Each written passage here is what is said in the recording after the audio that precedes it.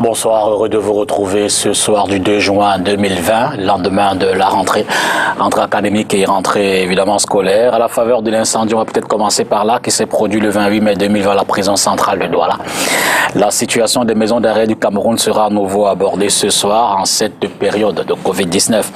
On compte 31 000 prisonniers à travers le pays et environ 4 600 employés de ces unités carcérales. Les prisons des régions du centre ou du littoral présentent des taux d'occupation de 193 et 299%. Pire, la carte sanitaire des pénitenciers camerounais indique qu'un médecin y couvre une population de 1383 détenus. Toute chose qui nécessite évidemment qu'on s'y penche. Ce sera donc en seconde partie tout à l'heure. Mais avant, reprenons le chemin des classes pour une première évaluation de la rentrée. Hier, 1er juin, le gouvernement a décidé de la reprise des cours malgré l'évolution de la Covid-19. Panique chez certains acteurs socio-éducatifs, assurance dans les établissements issus des 3 autres primaires, secondaires, supérieurs, dont la reprise se fait progressivement par catégorie de classe, qu'elles soient d'examen ou autres. Carte sur table ce soir donc, c'est premier thème, reprise des cours. Quel défi au temps du Covid-19? Et puis deuxième thème, maison d'arrêt en zone d'habitation, enjeux et défis. 4 invités. Le docteur Ambroise Uzel-Somba est enseignant, entre autres, ici à l'Université de Douala. Bonsoir, prof. Bonsoir, Dipita. Bonsoir à tous les nombreux téléspectateurs de STV. Je salue avec respect les autres copanélistes avec lesquels certainement nous éclairons la lanterne des nombreux téléspectateurs qui nous regardent. Donc, Maître Emmanuel Agbo Achou. Bonsoir, Maître. Bonsoir, Dipita Tongo. Bonsoir, copanélistes. Bonsoir, téléspectateurs. Président du Parti réformiste. Réforme Parti. Voilà. Merci d'être là ce soir. Eboa Emmanuel, il est expert financier agréé auprès des cours et tribunaux. Bonsoir, Emmanuel Eboa. Oui, bonsoir, M. Dipita. Bonsoir aux panélistes. Bonsoir à vos millions de téléspectateurs. J'espère pouvoir être à la hauteur des attentes que nous pourrons y mettre ce soir. Et je voudrais préciser que vous êtes également notable. Oui, je suis notable à la chefferie de 3e degré de Bomnam-Bengue. Et c'est un village qui, en ce moment, vit une forfaiture. Pour dire, depuis bientôt 4 ans, il y a quelqu'un qui s'est autoproclamé chef. Et nous sommes surpris de constater que malgré les multiples correspondances, que les autorités administratives soient plutôt en train de l'accompagner, malgré tous les documents qu'il a présentés et qui sont de nature à se poser les questions. Quand on sait que notre administration est très pointueuse en matière de rédaction administrative, que nous voyons des documents circuler avec autant de fautes, sans que ça n'attire l'attention des autorités, il y a lieu de se poser des questions. Il s'est autoproclamé chef, c'est-à-dire que il s'est autoproclamé, il s'est installé, le sous-préfet. Il s'est d'abord installé parce que, figurez-vous, un jour il vient et puis il met une pancarte pour dire qu'il est chef du 3e degré, il met un drapeau, on saisit l'autorité administrative qui était le sous-préfet. Bien avant que le sous-préfet ne vienne, les jeunes du village ont pris sur eux d'enlever ce drapeau. Et après, il a commencé à sortir des documents comme quoi, depuis 1888, à l'époque des Allemands, il porte des documents avec en tête des Allemands, mais le document est écrit en anglais, pour dire qu'il y avait une chefferie. Or, Bomnobambengue est dans un groupement, le canton Pongo, où ils sont 2 groupements, à savoir le groupement de Bomnoba Djedou, le groupement de Bomnobambengue, qui vivait depuis en toute quiétude. Et moi-même qui vous parle en tant qu'un des représentants du chef, je suis de ce quartier de Maka. Or, Maka n'a jamais été un village, Maka c'est un quartier.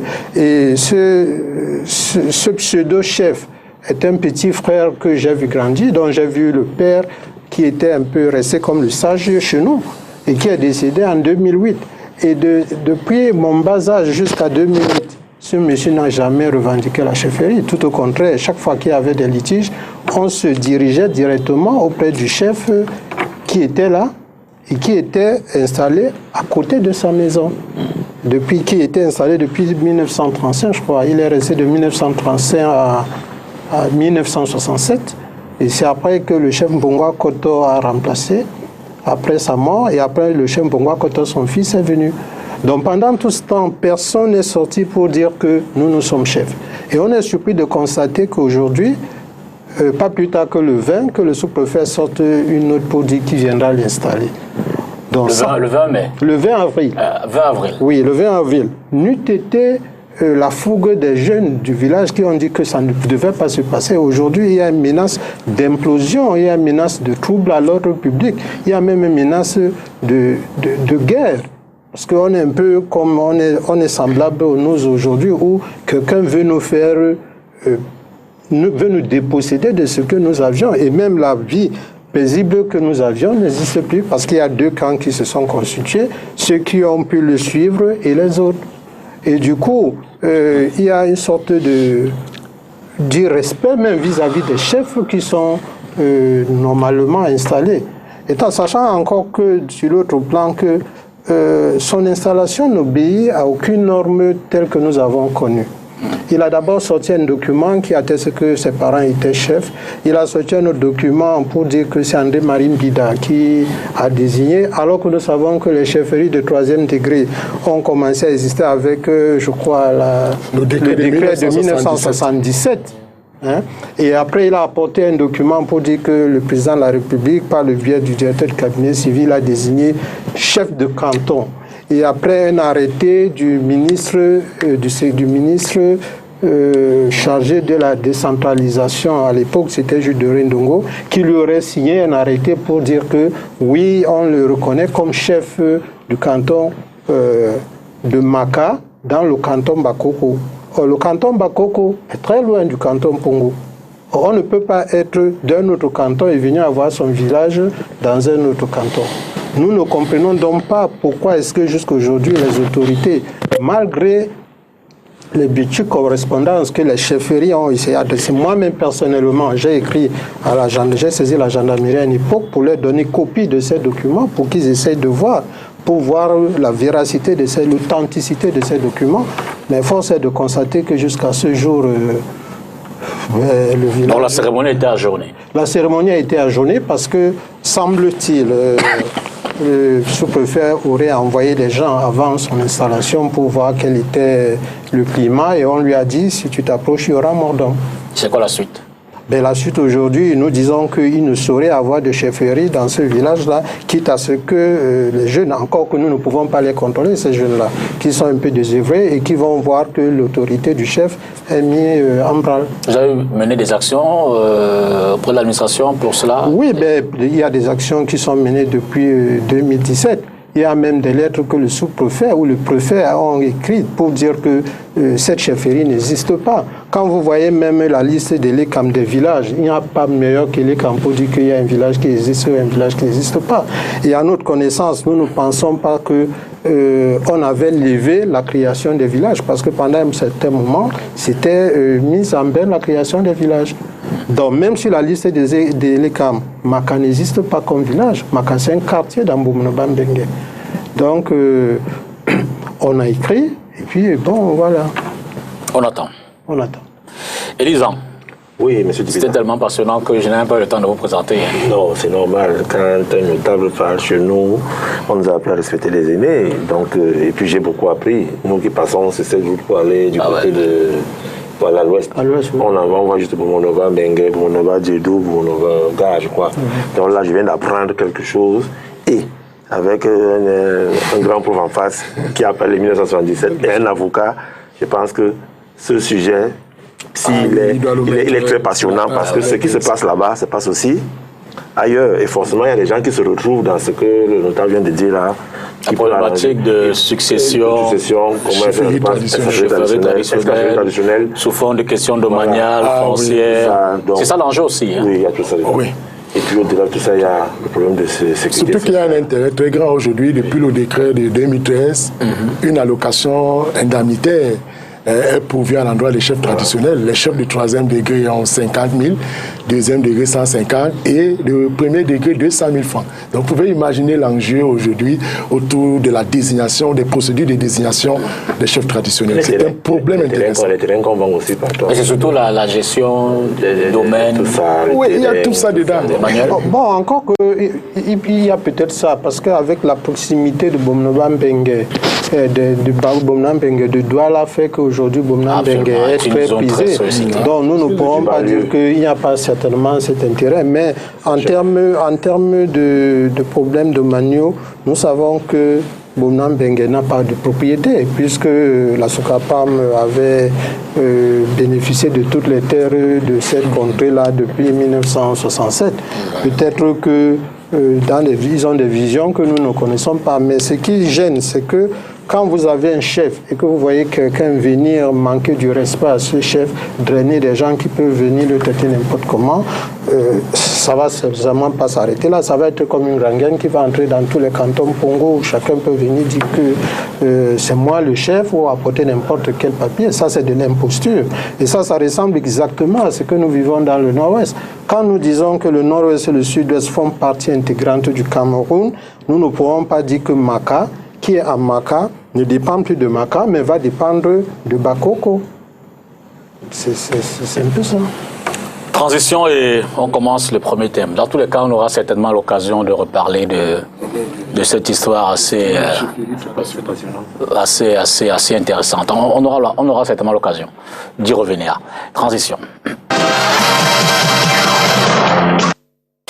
Premier thème donc, la reprise des cours. Quel défi au temps du Covid-19? Ambroise Somba, vous, je l'ai dit, vous êtes enseignant et vous aviez pris de la crayère. Ah oui. C'est pour dire quoi? Pour dire que, évidemment, ce qu'on regarde en premier, c'est par rapport aux mesures barrières, le dispositif qui est mis déjà en place.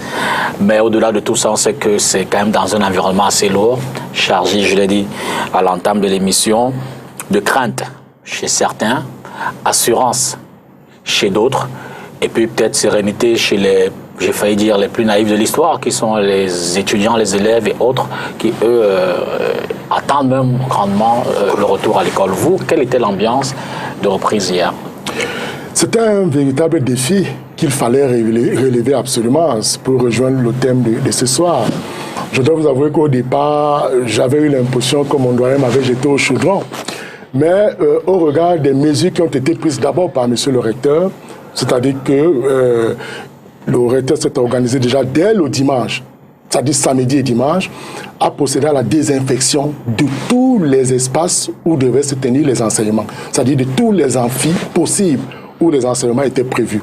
Et pour cela, il a réussi l'exploit déjà au niveau de l'entrée. C'est-à-dire que quand on recevait les étudiants, chaque étudiant qui entre est d'abord testé au thermoflash.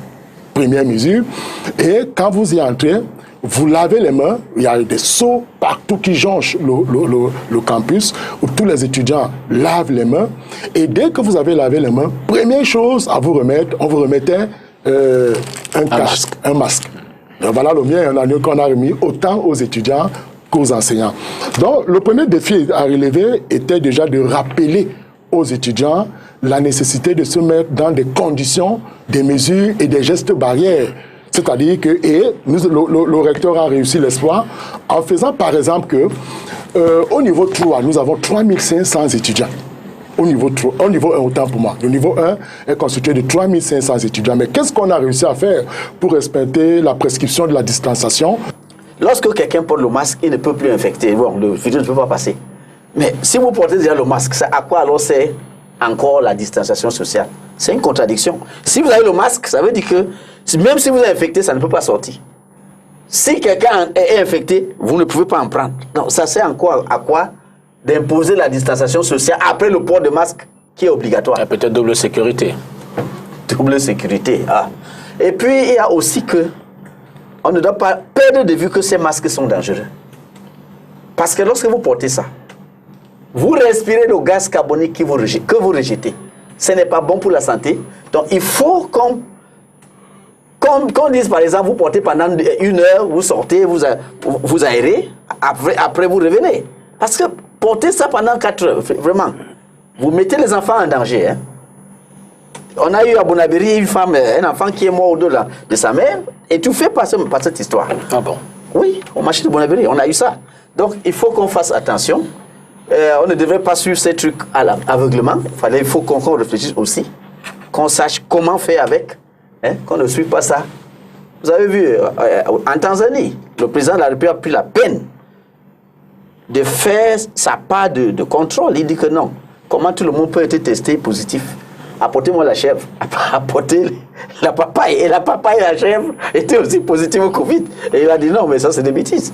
Donc, en regardant cette affaire, nous-mêmes, en restant consciencieux, on peut, n'est-ce pas, sauver beaucoup de vies. Vous savez que l'espoir fait vivre. Absolument. Or, nous sommes dans une situation où tout le monde panique. Or, c'est ce qu'il ne faut pas. Il ne faut pas qu'on panique. Parce que la panique, là, c'est pourquoi. Dans mon quartier, moi, quand je demande, dans mon quartier, je n'ai jamais eu un cas de Covid. Dans tout Bonabéry, en 2 mois, à peine 5 cas signalés. Non, c'est vrai. On voit ça à la télé, mais sur le terrain, est-ce que nous vivons le Covid? Il faut dire la vérité. Emmanuel Eboa, vous, comment ça s'est passé là-bas? Vous étiez à... Non, je n'étais pas à Bourgogne, j'étais ici à Douala, mais j'ai suivi la rentrée à travers les médias et à travers certains amis pour dire qu'il était normal pour ceux qui ne sont pas dans les villages pour voir les dégâts de ce que les confinements ont pu faire. Et donc, quand on a libéré un peu pour les bars, les gens, après que les gens se soient plaints pour dire que les mesures gouvernementales ont privé les gens du travail alors qu'ils payent des impôts, je me rappelle, c'était le président du syndicat des boissons, des bars, qui c'était un sujet. Absolument. Absolument. Donc, après qu'on ait libéré, les gens ont commencé à dire on a envoyé les gens au chaudron. Or, quand j'ai fait un déplacement dans le sud-ouest, j'ai trouvé que les enfants qui étaient à la maison, le taux de grossesse avait explosé. Donc, toutes les petites filles avaient pris des grossesses parce que les parents ne sont pas là, les enfants sont à la maison. Et puis, ils n'ont rien à faire. Donc, il était juste bon que les enfants rentrent à l'école. Et nous devons tout simplement accompagner le gouvernement dans cette mission. Étant entendu que nous ne savons pas pendant combien de temps nous allons vivre avec le Covid. Absolument. Rien ne nous dit que le Covid va finir aujourd'hui ou dans 2 ans, un peu comme le sida qui est là depuis 1985.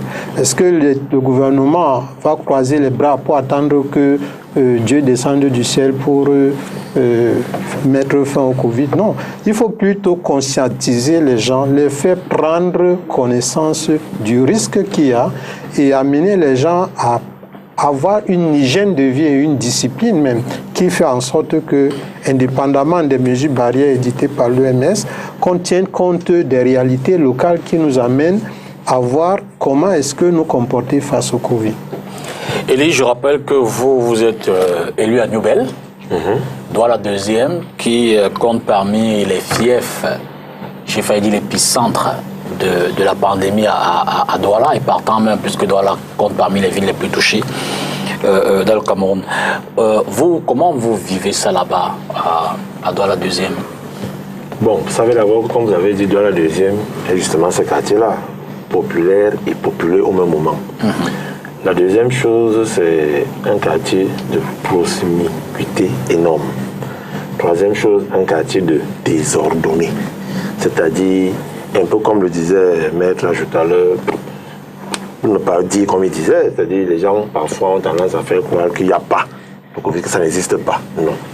Heureusement, les autorités, Madame le maire, le député, les ONG, les associations, les élites et tout, ont commencé une sensibilisation accrue au niveau des populations pour que les populations comprennent exactement que ce virus existe et il tue.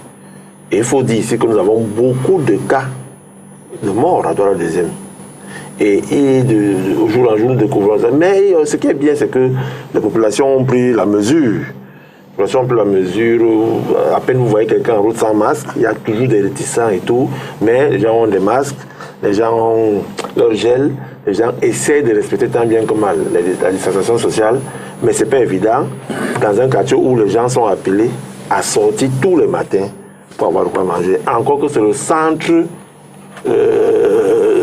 du marché C'est-à-dire, vous avez le marché central de Douala, vous avez le marché Nkololo, vous avez une partie du marché Mbopi, vous avez le marché non glacé. C'est là-bas que toutes les populations de la ville, en majorité, viennent vendre les vivres et c'est là-bas que la majorité de ces gens viennent y acheter. Donc, c'est très, très difficile à Nebel de confiner, quand je dis confiner, c'est-à-dire de respecter à 100% les mesures.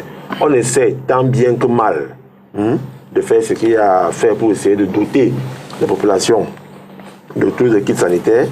Et c'est l'occasion pour moi quand même, il faut préciser, monsieur le député, que à partir du 5 juin, je suis heureux d'apprendre qu'à partir du 5 juin, tous les centres, tous les hôpitaux du district pourront procéder aux tests de Covid. Tous les centres de district. À Nebel. Pas à Nebel. Dans le Cameroun. Tous les hôpitaux de district pourront tester tout Camerounais qui s'y amènera au Covid. Première chose. La deuxième chose, c'est que on va là vers un test massif à partir du 5 juin. Une fois, par exemple, au niveau de Yaoundé, vous aurez le stade, le complexe sportif Ouada. Non, le stade Ouada, c'est pour accueillir ceux qui seront déjà diagnostiqués positifs pour les prendre en charge. Or, au Ouada, qui est le complexe sportif, c'est pour le test massif. Donc, quand on a donc tous les centres de santé qui pourront le faire, vous avez que chaque région devient indépendante.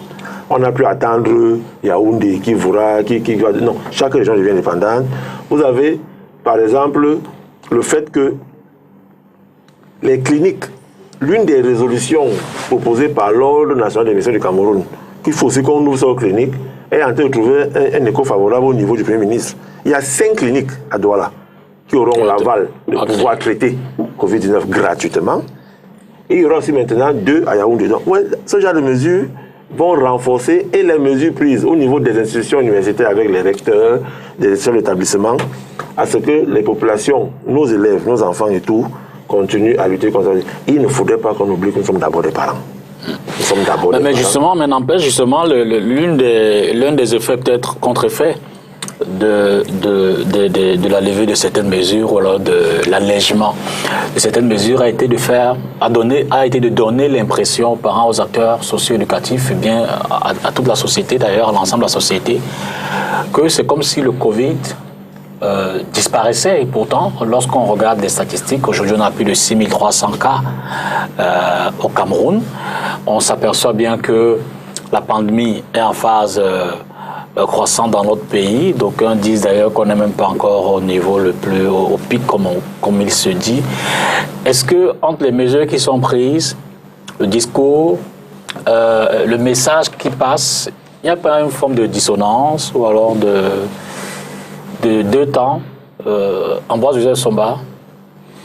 Non, pas du tout. Vous savez, il faut reconnaître la flambée épidémique de cette pandémie de Covid-19 et mettre en phase justement le comportement de l'individu. Parce que je disais tout à l'heure que l'État a pris des mesures que nous avons qualifiées des mesures comment est-ce qu'on va les appeler techniquement, des mesures de prévention sanitaire.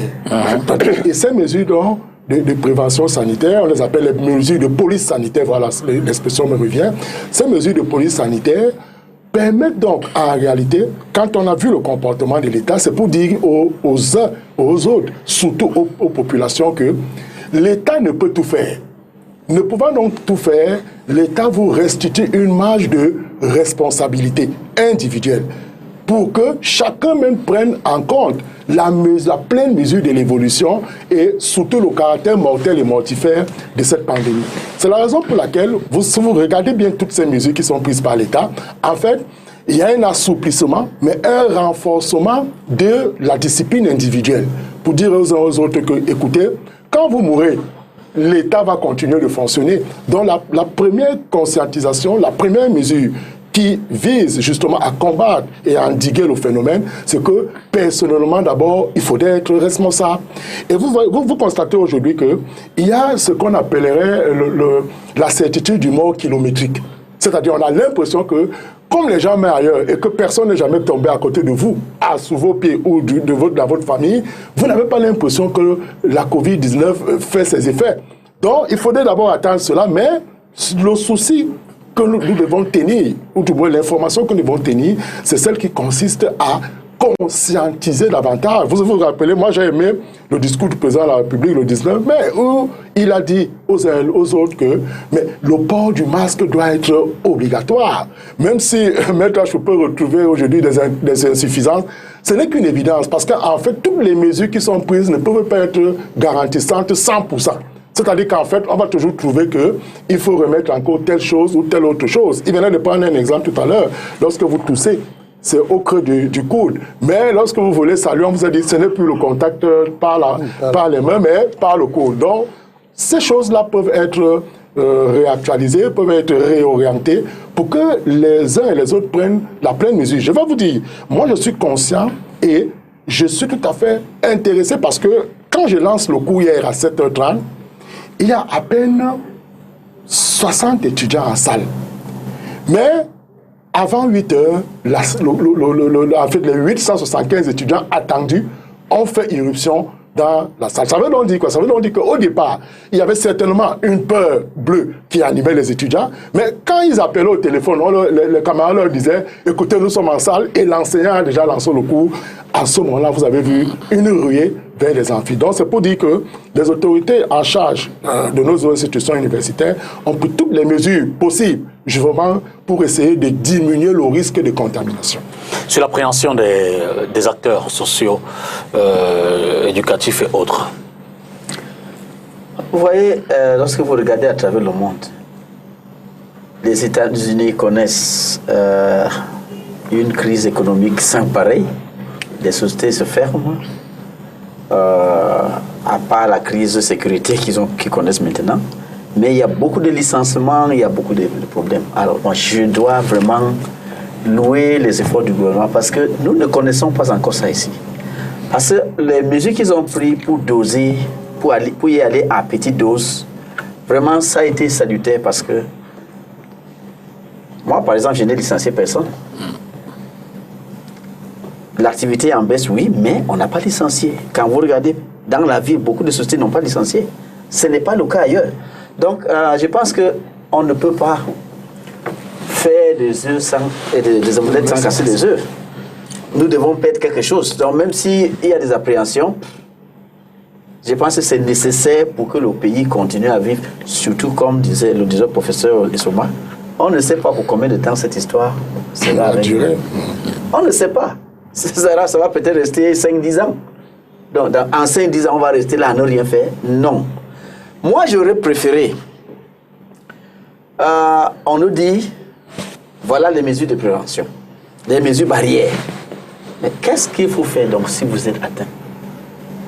Si par aventure ou par mésaventure, vous êtes victime du Covid, que faire? Ou à l'hôpital.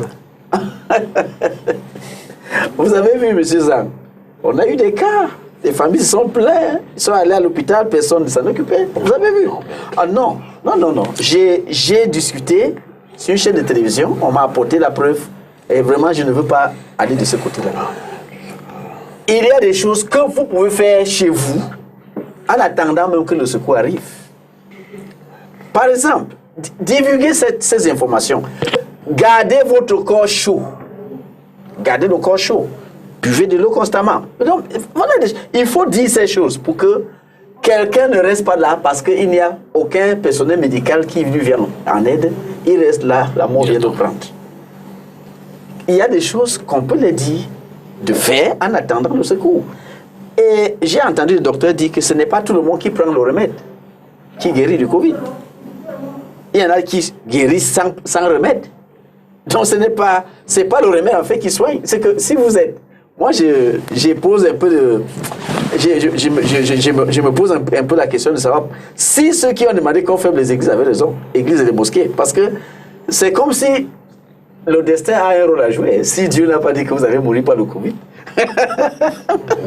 Parce que si le docteur dit que ce n'est pas le remède qui soigne.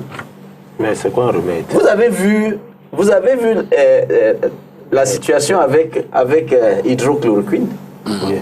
Maintenant, en Europe, on dit que non. ça ne soigne plus. Ça, Non, ça, c'est la voilà. des groupes pharmaceutiques. Voilà, C'est un problème d'argent.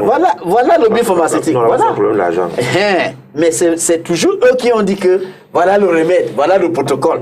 Maintenant, on dit que non. Alors, c'est important à notre niveau ici. Le rhume, chez nous, c'est une maladie avec laquelle nous vivons. La toux, la même chose, la fièvre, la même chose. Nous savons comment soigner ces choses. Donc, je pense que nous gagnerons en éduquant nos populations sur la manière de se prendre en charge en attendant le secours. On va rester comme ça. Et puis, si quelqu'un est même atteint, si vous êtes atteint du Covid, qu'est-ce qui vous fait savoir sans test que c'est le Covid? Vous voyez? Il y a des petits tests. Par exemple, on vous dit de retirer votre respiration et on vous compte de 1 à 5, à 10. Quelqu'un qui a le Covid ne peut pas. Il ne peut pas supporter. Il sera suffoqué. Voilà. Donc les docteurs nous ont dit ces choses. Et c'est important. La sensibilisation. Voilà, sensibiliser. Quand quelqu'un vient, j'ai dit le test physique, c'est bon. Parce que quelqu'un venait vous le compter, il commence à se suffoquer, vous allez voir que non. C'est un cas suspect, vous le mettez à côté. Alors, Élie, dans l'environnement scolaire et académique, il y a quand même le chemin de l'école, vous avez dit il y a des marchés, il n'y a que les jeunes, les enseignants et tous sont en contact avec ces milieux. Et on observe effectivement dans nos rues que tous les Camerounais ne suivent pas forcément le dispositif de mesures barrières. Ça également, c'est un problème qui peut contribuer grandement à évidemment la propagation de la pandémie. Tout à fait. Je voudrais dire ceci avant de répondre. Je veux admettre, nous sommes à une phase terrible de l'évolution de la maladie. Et un leader d'opinion tel que vous doit savoir raison garder. C'est-à-dire qu'il y a des informations et des messages que nous devons nous sanctionner de passer. Mais c'est quoi un remède? Un remède, c'est pas forcément quand le médecin vous a prescrit de prendre un truc. Même quand votre épouse vous fait la tisane à la maison avec la citronnelle, le ginger, c'est un remède. Un remède, c'est toute potion que vous pouvez avaler et qui puisse vous permettre de vous prémunir de quelque chose. Cette maladie existe, il faut qu'on le sache. Elle existe. Et nous devons, tant bien que mal, nous-mêmes, nous auto-sanctionner pour essayer de l'endiguer. Ne faisons pas comme si elle n'existe pas. Et puis, laissons cette histoire, on nous a fait croire au départ que l'homme noir n'attrape pas, que ça ne tue que les blancs, que ça ne tue que ceux qui sont âgés, que ça ne tue que ceux qui vivent sous un certain climat. Non. Le virus étant un organisme qui mute, il peut maintenant attraper tout le monde, maître. Et l'affaire de comprimés, c'est une guerre qui se passe entre le professeur Raoul, qui est un anticonformiste, contre ses amis qui sont eux dans le système. C'est un problème de système. C'est beaucoup d'argent qu'il est en train de leur faire perdre quand ils sortent son remède. Même eux là, vous avez vu la guerre qu'ils font avec Madagascar. Quand Madagascar a sorti son remède, c'est parce que venant d'un pays africain, ça fait perdre beaucoup d'argent au CAC 40, aux Dow Jones, qui sont les indices boursiers, c'est-à-dire pour parler des grandes firmes pharmaceutiques. C'est ça c'est le combat, mais ça soigne. Tout remède qui soigne, prenons-le. On a dit que les coucs, on sait les coucs. Les coucs, c'est une écorce. Oui, ça soigne, prenons. Professeur, notre monseigneur Cléda a un remède, ça soigne, prenons. Il y a le Goulbetara. Goulbetara, c'est un nouveau remède qu'un Camerounais a sorti, qui est en train d'être homologué par le ministère de la Santé. Prenons. Si on a dit que mélanger le MESEP avec le ginger, avec le truc, ça permet de lutter contre, soyons. Puisque c'est un rhume, il y en a qui font parler des infusions. Soyons. C'est pour ça que nos enfants, quand un enfant quitte chez Nebel pour aller au lycée de Newbel, il traverse le marché central, il a 1000 occasions d'attraper la maladie en route. Mais à partir du moment où il arrive au portail, prenons un enfant qui quitte la maison et que le parent est un parent rationnel, un parent sérieux, qui lui a donné son masque et le gel, l'enfant va porter la maladie en route. Il ne l'attrapera pas par la voie respiratoire parce qu'il est ouvert. Peut-être le contact en route, les gens qui se frottent au niveau du portail. Au niveau du portail du lycée, il y a un grand bac qui est installé là, par le proviseur. Il lave les mains et tout. Il entre maintenant en salle de classe. Moi, c'est pour ça que j'avais proposé qu'au-delà de ce qui se passe au niveau du haut, voie respiratoire et le toucher. Et il y a aussi les pieds. Parce qu'il y a une étude qui fait comprendre que le virus peut survivre sur votre chaussure pendant 4 heures. Et si vous avez piétiné un sol qui est déjà saturé, infecté, au niveau de l'entrée de la salle de classe, vous êtes porteur. Donc, il fallait donc faire un truc qui est simple, déposer des serpillères imbibées d'eau de javel.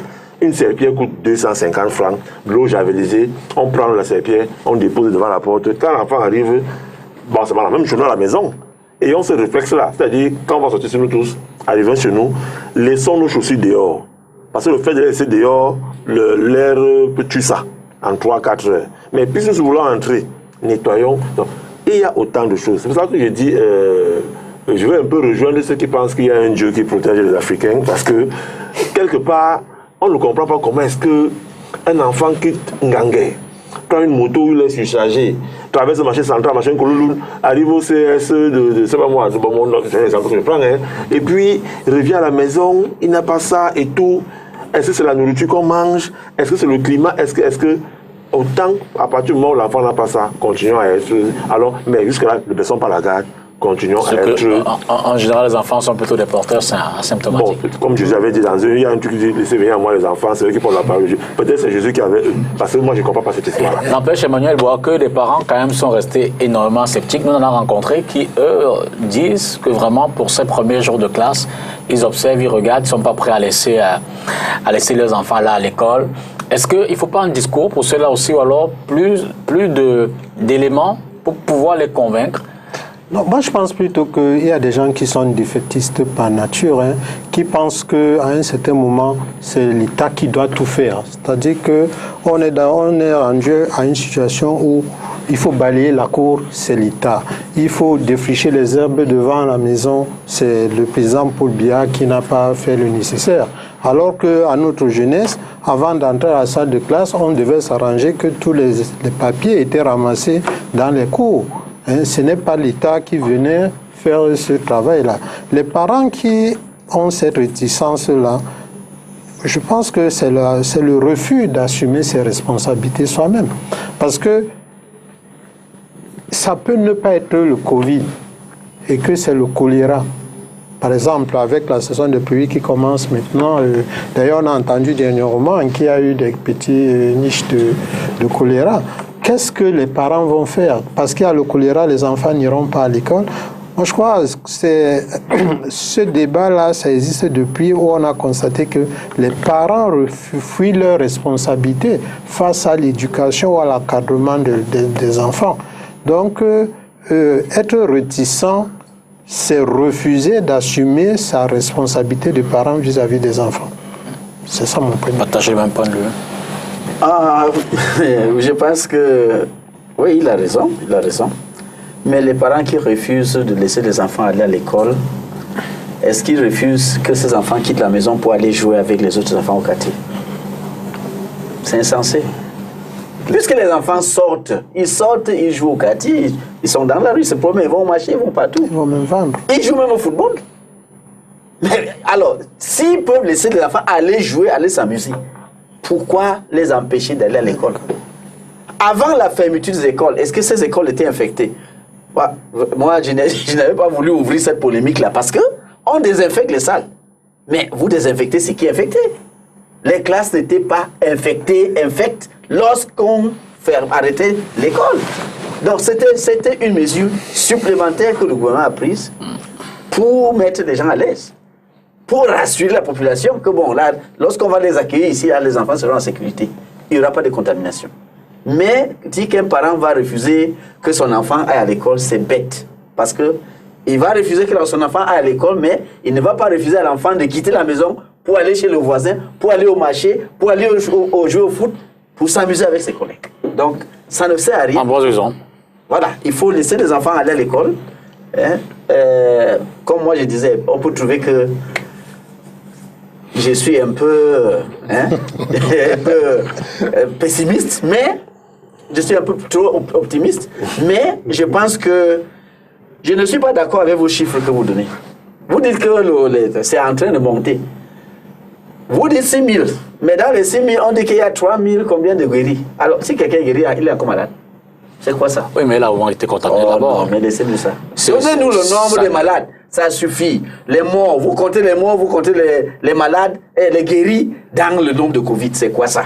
Enlevez ça. On sait que le Cameroun n'a pas 2000 cas de Covid. Alors, laissez ça. Vous enlevez, maître. C'est son méchant. Oui. Le Cameroun a 6 000 cas à plus de 6 000 cas. Je crois que c'est 6 397. Combien il y a combien de guéris dedans? Oui, il y a plus de 3 000 guéris. 600. Mais n'empêche qu'ils ont d'abord été... Si quelqu'un est guéri, il n'est plus malade. Et s'il est malade, il ne doit plus être compté comme c'est rassurant dans le ratio parce que ça permet de dire à la population qu'on a 5 cas atteints, on a 3 qu'on a guéris. En fait, c'est bon quand le chiffre de guéris augmente au même nombre que le chiffre d'atteints. Mais c'est quand plutôt le chiffre de morts va commencer à dépasser le nombre que ça y a un problème. Donc, c'est rassurant pour la psychologie de nous. Quand on entend le ministre parler ici, ça nous rassure. Encore que moi, je pense que c'est d'autant plus rassurant de savoir que contrairement aux informations qui nous venaient de l'autre côté, ça veut dire que nous avons été attaqués, mais nous avons maîtrisé la pandémie. Tout au moins, c'est un satisfecit de notre corps médical, tant scientifique que traditionnel, qui ont pu s'approprier le traitement de cette pandémie-là. Oui, c'est pour ça que je partage votre avis quand vous disiez qu'on ne nous dise pas de respecter seulement les mesures barrières, mais qu'on donne des mesures préventives, à savoir buvez chaud. Parce que les gens aujourd'hui sont toujours en train de prendre une bière glacée et tout, alors que nous savons qu'en buvant chaud, en se protégeant, en se couvrant, ça peut aussi être une autre mesure barrière pré-thérapeutique face à la pandémie. Encore la bière qui chauffe. Au moins ça rassurerait les parents qui sont sceptiques pour dire que bon, si mon enfant commence à tousser, je fais quoi?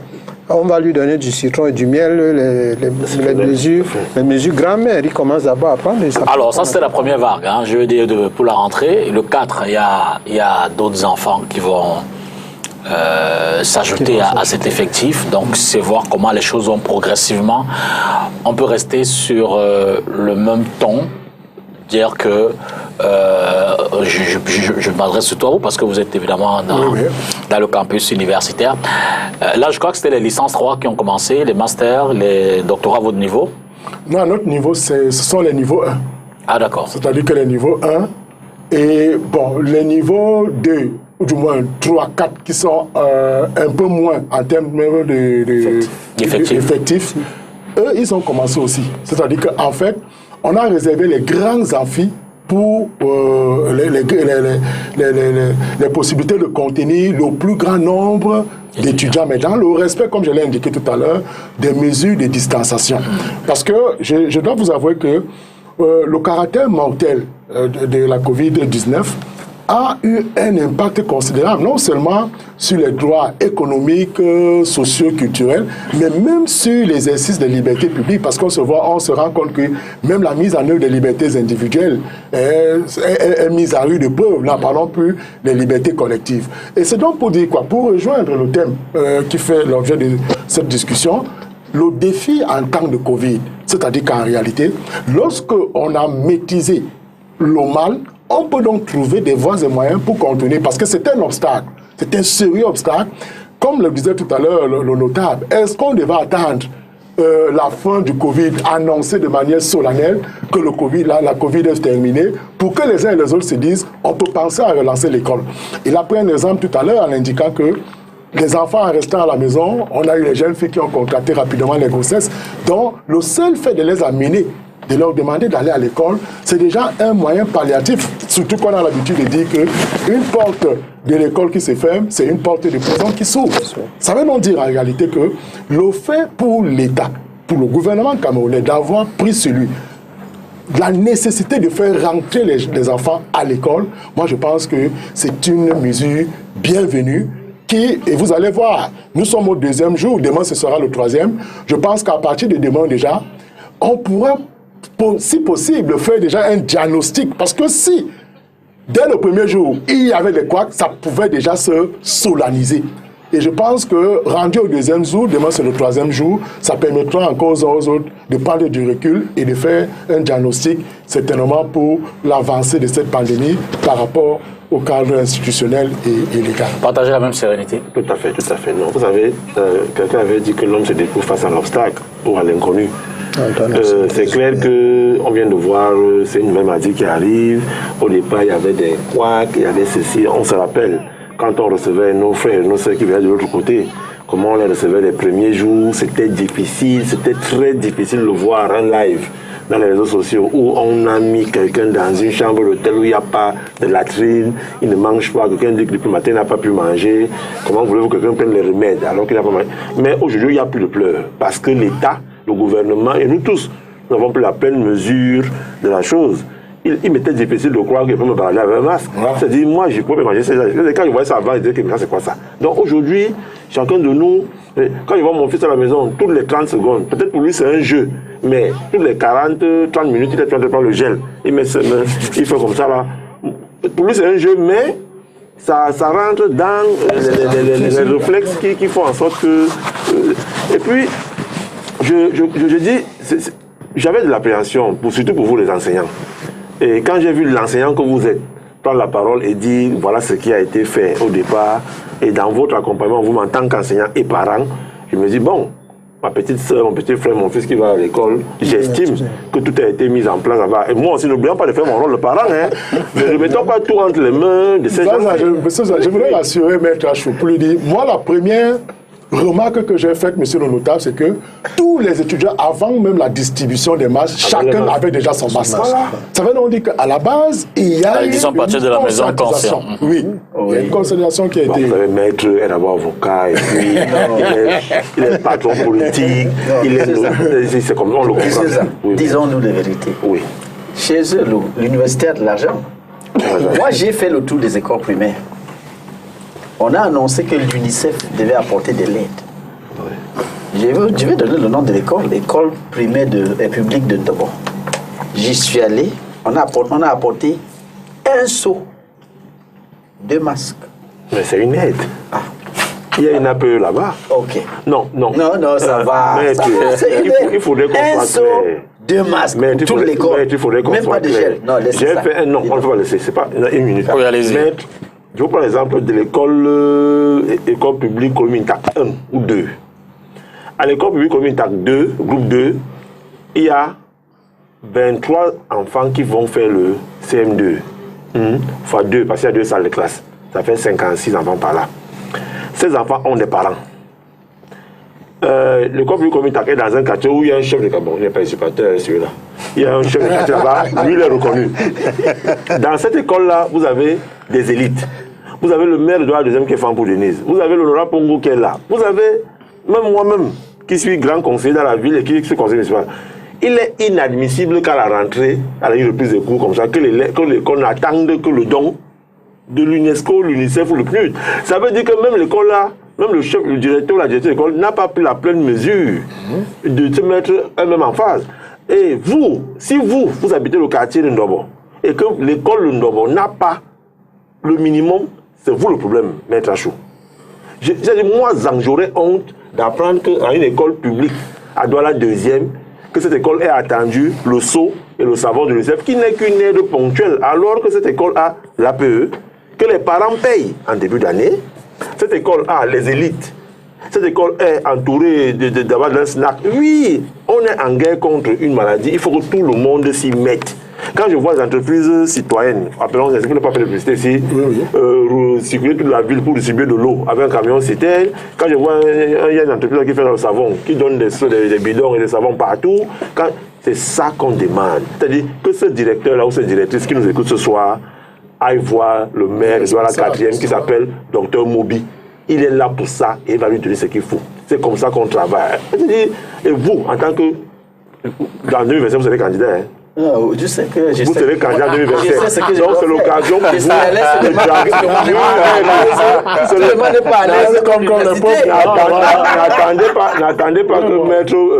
Tu peux voir la qualité de ce que moi j'ai. C'est ça, mais. Voilà. Donc ce que je te conseille, mon frère, demain, tu prends tes trucs, tu pars de là-bas. C'est moi que je n'annonce pas que j'ai donné tes qualités. Voilà, maître. Donc, c'est pour que ça soit une action concertée de tout le monde, de toutes les forces. On va évidemment observer tout cela, d'autant plus que c'est après quoi, 10 jours, 2 semaines, qu'on essaye d'apprécier effectivement si les mesures mises en place ont effectivement servi de barrière. On va voir s'il y a des contaminations à nouveau scolaire, à nouveau universitaire, pour mieux apprécier non seulement cette rentrée qui se fait progressivement, mais également les mesures qui ont été prises.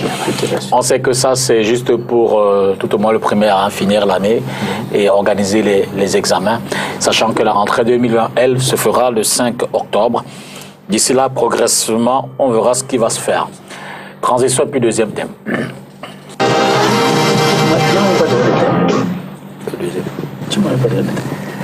Deuxième thème, maître Emmanuel, heureusement vous êtes avocat, donc vous êtes président de parti. Et on va dans les prisons, on va dans les maisons d'arrêt, notamment en zone d'habitation. Et je l'ai dit à l'entrée de l'émission, on s'est grandement inspiré de ce qui s'est passé à Douala le 28 mai dernier. Vous le savez, la prison de Douala a connu un incendie, 2 morts sur le carreau, plusieurs blessés. Et du coup, on a remis en selle la question des prisons. Quand on sait qu'on compte au Cameroun environ 31 000 prisonniers à travers le pays et 4 600 employés, ce qui correspond à environ 193%. Donc une surpopulation carcérale pour ce qui est de la région du centre et 299% pour la région du littoral en termes d'habitation. Et ces prisons sont, comme je l'ai dit, en zone d'habitation. On connaît la maison d'arrêt de Newbel, on connaît celle de Kondengui. Newbel en plein marché, au cœur des mosquées, au cœur de vraiment la mairie est en face.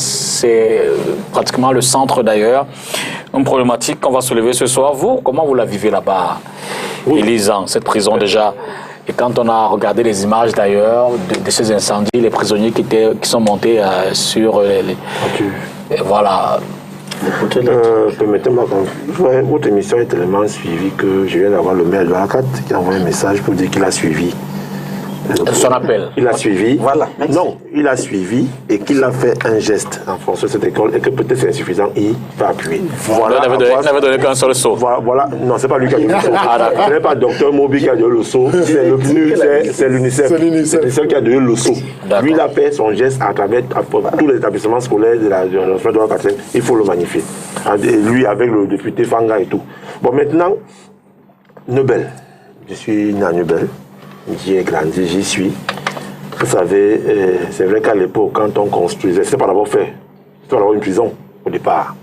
C'était un centre pour traiter ceux qui étaient atteints des maladies bizarres à l'époque, qu'on appelait le corona, parce qu'il fallait les isoler. Et vous savez que Newbel à l'époque, c'était un peu comme la brousse de ceux qui habitaient le plateau Jos, Bonanjo. Et Newbel était cette brousse-là où on envoyait les indigènes, C'est ces populations-là qui quittaient là, qui servaient de boy, de chauffeurs. Bon, chauffeur c'est encore un niveau un peu plus élevé, disons surtout gardiens, vigiles. Ceux qu'on mettait dans les cases, parce qu'en fait, il y avait ce qu'on appelle les os humains. Il faut qu'on dise, à l'époque, on prenait un négro là, on le mettait dans une case. Et les petits blancs là le regardaient, riaient. Vous voyez un gars qui a les grosses narines comme ça, là, le touchait. Donc c'était un peu ça. Donc tous ceux-là vivaient. Tout ce que les Blancs avaient chassé, le plateau de Jos et tout, de ceux qui vivaient à Newbel. Et quand vous entendez parler de la rue Ndjommabi veut dire la rue des caca. C'était là-bas qu'on venait déverser les déchets au niveau du carrefour chez Newbel et ça circulait pour tomber au niveau du cimetière de Newbel.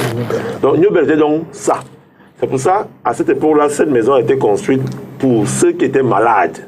C'est-à-dire le blanc qui avait son choléra, qui avait, je ne sais pas moi, sa maladie, on l'envoyait là-bas qui va contaminer les noirs là. Et encore que les infirmiers, c'était toujours nous, les noirs. Il y avait qu'un blanc qui venait là bien protégé, qui venait diagnostiquer, repartait. Donc, et avec la démographie qui venait, les gens qui arrivaient et tout, c'est devenu la prison. L'erreur, ça il faut le dire, a été de n'avoir pas pensé que tout autour, le béton sortait. Et qu'il fallait justement, en ce moment-là, délocaliser et créer une prison ailleurs. Il faut dire aussi que c'est parce que c'est une histoire de haute sécurité. Au niveau de PK17, vous avez des collègues qui ont fait un reportage de côté. La prison est en construction. On est à 65% au moment où je vous parle des travaux avancés. Oui, oui. Allez, oui. Depuis 10 ans. Non, bon, depuis 10 ans, ça peut arriver, maître. Mais maintenant, comment nous vivons ça va nous donner? Il y a d'abord la peur. Il y a cette peur-là que quand le gars s'évade, par exemple, la première maison qu'il va voir à côté, c'est nous. La deuxième chose, c'est comment est-ce qu'on traite même les déchets fécaux qui sortent de la prison. Quand c'est ça que la fosse septique est bouchée, parfois ça sort de là, ça se retrouve dans la rigole et tout. La troisième chose, c'est si ça prend même, s'il y a une mutinerie, comme ce qui a failli se passer la dernière fois, qu'est-ce qui va se passer? Donc, les populations de la deuxième vivent dans cette crainte-là. Et quand vous avez une prison qui est située au centre-ville, parce qu'en face, vous avez le sous-préfet, à côté, vous avez le maire, et vous avez le marché central, c'est un... Derrière les habitations. Oui, c'est une bombe à retardement terrible. Heureusement, je dis bien heureusement, soit c'est que nous avons des agents pénitentiaires très bien formés, parce que je n'arrive pas à comprendre comment 15 personnes ont pu contenir 2000 personnes. Avec le renfort de la gendarmerie, la police qui est arrivée un peu plus tard, il y avait de quoi avoir peur. Il fallait vivre ces images, M. Dipita. Nous qui étions à la mairie en train de faire signer certains documents, comment les gars étaient placés sur les toitures, criaient que c'est bon. Il y avait aussi beaucoup de comédiens là-dedans, parce que quand le feu baissait, c'était prenant encore les matelas, lançaient. Parce que toute occasion est bonne, hein, parce que là, il fallait créer un truc. Il y en a deux qu'on a rattrapé. Il faut vous dire deux qu'on a rattrapé au niveau du marché des fleurs. Que les gars de la gendarmerie ont rattrapé au niveau du marché des fleurs. Donc, toute occasion était bonne pour. Mais, toujours est-il que le fait que la prison de Neubel soit située justement dans ce périmètre-là, il faut vraiment que les travaux de l'autre côté s'accélèrent. Que cette prison soit peut-être seulement pour les mineurs, par exemple. Les travaux commencent à s'éterniser aussi. Oui, bon, il faut aussi savoir que il faut les moyens, il y a les priorités. Est-ce que vous allez accepter, est-ce que M. Chou va accepter qu'on construise une prison haute sécurité? Il sera le premier à dire, comme ses amis d'en face, qu'il manque les couveuses à l'hôpital de district de Newbell, alors qu'on est en train de mettre les milliards pour enfermer les gens. Non, donc il faut savoir comment. Non, sinon, nous ferons peur. Mais Ambroise Uzon, la problématique de la prison en zone d'habitation. Oui, il y a d'abord le problème de l'humanisation même de ces prisons. Le problème d'humanisation de ces prisons. Et autre chose aussi, c'est que il y a un problème de gouvernance. Ça, il ne faut pas le nier. Parce que dans le principe, c'est vrai, Elisa nous a un peu expliqué historiquement comment Newbell s'est transformé en prison. Mais je dois dire qu'il ne fallait pas attendre 10-20 ans. Je pense que depuis 2007 ou 2008, la question de la construction de la prison, de l'extension de la prison de Newbell à PK17 était un problème à l'ordre du jour. Je crois que ça avait même été annoncé.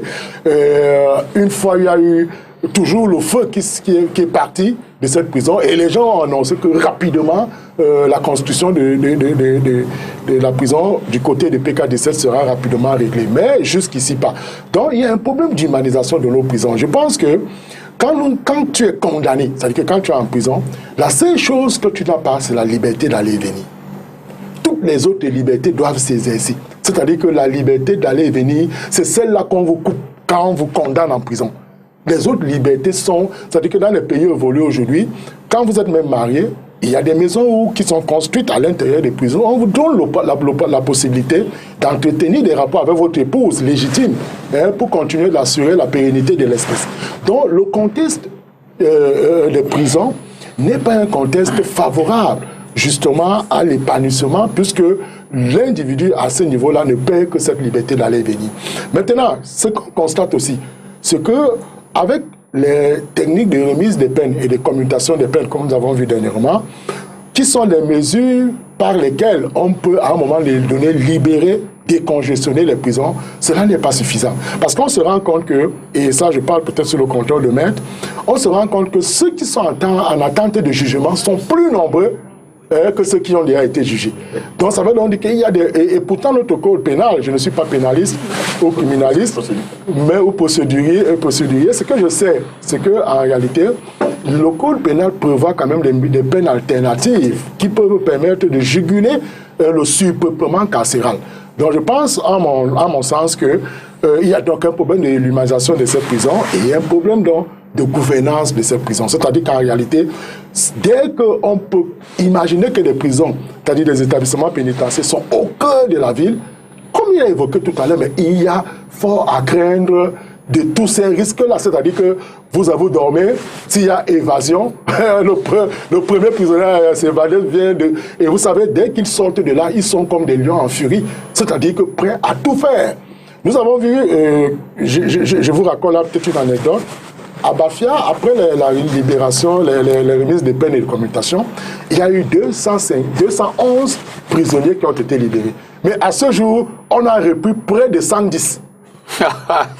On a repris près de 110. Donc ça veut dire quoi? Ça veut donc dire qu'il faut resocialiser nos prisons et pour éviter que tout cela, mais que l'État pense à éloigner les prisons des centres urbains. Parce qu'une fois qu'une prison est au cœur de la zone urbaine, c'est d'abord un positionnement stratégique qui est très dangereux pour la vie des populations vivant autour. Emmanuel Ebora, sur la problématique de prison.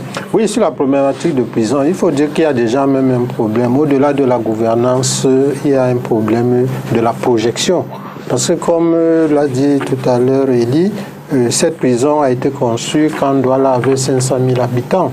Et il y avait à peine, elle était conçue pour 500 détenus. Or, on n'a pas, les autorités ne se sont pas projetées en voyant que la ville se développe. Il y a une explosion démographique pour se faire une projection pour dire, mais dans 10 ans, qu'est-ce qu'on fait? Et de l'autre côté, il faut penser que nos gouvernants se comportent comme si c'est pour les autres. Ça n'arrive qu'aux autres. Jusqu'au moment où eux-mêmes ils commencent à être interpellés. Et finalement, c'est eux qui se plaignent, qui forment les syndicats dans les prisons pour dire nous sommes mal gardés, nous sommes mal logés, alors que pendant qu'ils sont aux affaires, ils n'ont pas pris le soin d'aménager ces prisons. Moi, je me rappelle, mon père a fait la prison. Et chaque fois, il sortait de la prison pour aller travailler. Il allait travailler auprès d'une entreprise et à la fin, après les 9 mois qu'il avait fait, on lui avait versé une partie de pécule parce que l'autre partie avait servi à payer le traitement qu'on lui avait fait. Mais aujourd'hui, on s'est réjoui quand on a transféré l'administration pénitentiaire au ministère de la Justice, pensant que ça allait faciliter entre les détentions et les détenus qui n'étaient pas, dont les affaires étaient pendantes auprès des juridictions. Mais force est de constater qu'à ce jour, comme le disait le professeur tantôt, il y a plus de gens qui sont en attente de jugement. Et ils sont près de 80%.